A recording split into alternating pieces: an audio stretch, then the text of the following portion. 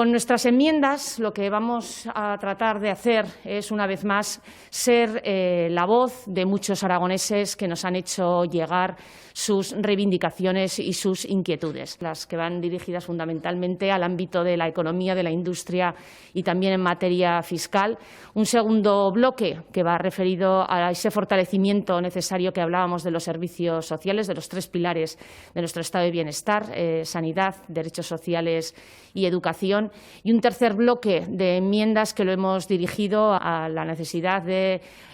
implementar y llevar desarrollo y oportunidades a nuestro territorio. Alternativas presupuestarias para mejorar estas cuentas y, una vez más, decirle a los aragoneses y también decirle al Gobierno que hay otra forma de gobernar. Estas enmiendas son algo más que las continuas